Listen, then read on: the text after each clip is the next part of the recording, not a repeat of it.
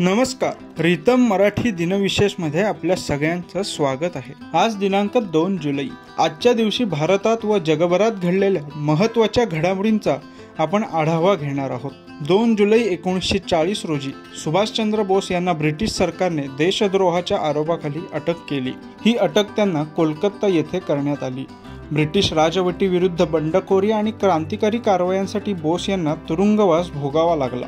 बोस हे भारतीय स्वातंत्र्य लढ्यातील प्रमुख नेते होते आणि त्यांच्या क्रांती कार्यामुळे ब्रिटिश सरकारला प्रचंड त्रास झाला। अटकेनंतर त्यांनी उपोषण केलं, त्यामुळे त्यांची प्रकृती ढासळू लागली। बोस यांची प्रकृती पाहून ब्रिटिश सरकारने त्यांची सुटका करून त्यांना घरी पाठवलं। नेताजींना त्यांच्या हयातीत तब्बल 11 वेळा अटक करून तुरुंगात ठेवण्यात आलं होतं। पुढे सुभाषचंद्र बोस यांनी ब्रिटिश सरकारपासून दूर राहून स्वातंत्र्य लढ्याला नवी दिशा देण्याची योजना आखली। त्यांनी देश सोडण्याचा निर्णय घेतला आणि जर्मनी व जपानच्या मदतीने 21 ऑक्टोबर 1943 रोजी आझाद हिंद फौजेची स्थापना केली। याच आझाद हिंद सेनेने भारताच्या स्वातंत्र्य लढ्यात महत्त्वाची भूमिका बजावली। असित रंजन भट्टाचार्य यांचं 2 जुलै 1934 रोजी बलिदान झालं। असित भट्टाचार्य हे भारतीय स्वातंत्र्य लढ्यातील एक प्रमुख क्रांतिकारक होते। भारतीय राष्ट्रीय काँग्रेसमध्ये सामील होऊन त्यांनी स्वातंत्र्य लढ्याच्या कार्यात सक्रिय सहभाग घेतला आणि विविध क्रांतिकारी संघटनांच्या सहकार्याने ब्रिटिश राजवटीविरुद्ध आंदोलन केलं।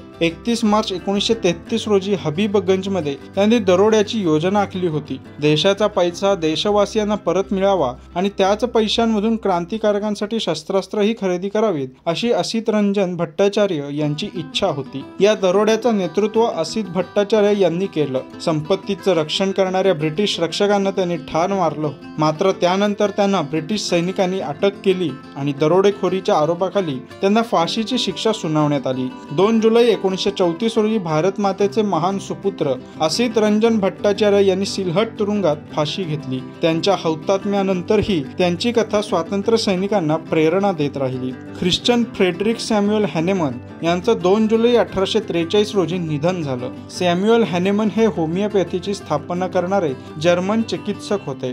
त्यांनी वैद्यकीय विज्ञानात महत्त्वपूर्ण योगदान दिलं आणि पर्यायी वैद्यकीय प्रणाली म्हणून होमिओपॅथी विकसित केली। सॅम्युअल हॅनेमन यांनी वैद्यकशास्त्राशी संबंधित अनेक महत्त्वाची तत्त्व सांगितली।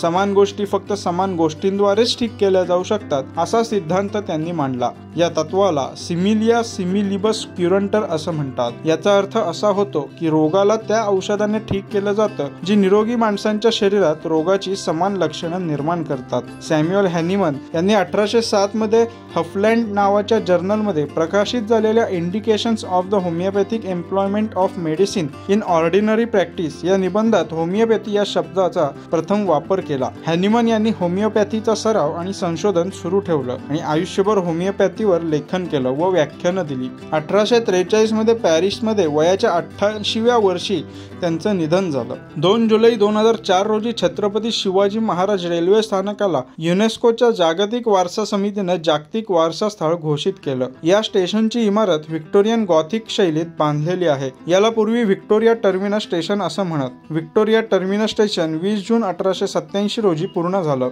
हे स्थानक मुंबईतील ऐतिहासिक रेल्वे स्थानक आहे। राणी व्हिक्टोरियाच्या सुवर्ण महोत्सवी वर्षानिमित्त त्याचं उद्घाटन करण्यात आलं। ब्रिटिश वास्तुविशारद फ्रेडरिक विल्यम स्टीव्हन्स यांनी स्टेशनची रचना केली होती, ज्याच्या बांधकामाला सुमारे 10 वर्षे इतका कालावधी लागला। त्याच वेळी सुमारे 30 लाख प्रवासी दररोज या स्थानकाचा वापर करतात। छत्रपती शिवाजी टर्मिनसच्या आधी इथं बोरीबंदर रेल्वे स्थानक होतं। ठाण्याला जाणारी भारतातील पहिली ट्रेन या बोरीबंदर रेल्वे स्थानकावरून धावली, परंतु बोरीबंदर रेल्वे स्थानकावर जागा कमी पडू लागल्यावर इंग्रजांनी मोठं स्थानक बांधण्याचा निर्णय घेतला आणि त्यानंतर हे व्हिक्टोरिया टर्मिनस स्टेशन पूर्ण झालं, ज्याचे नाव 1996 मध्ये बदलून छत्रपती शिवाजी महाराज टर्मिनस असं करण्यात आलं। तर हे होते आजचे दिनविशेष। तुम्हाला हा व्हिडिओ आवडला असेल तर व्हिडिओ लाईक करा, शेअर करा आणि व्हिडिओ खाली कमेंट करून आम्हाला तुमचा अभिप्राय नक्की कळवा। आणि असेच अनेक माहितीपूर्ण व्हिडिओ पाहण्यासाठी रितम मराठी YouTube चॅनलला सबस्क्राईब करायला विसरू नका।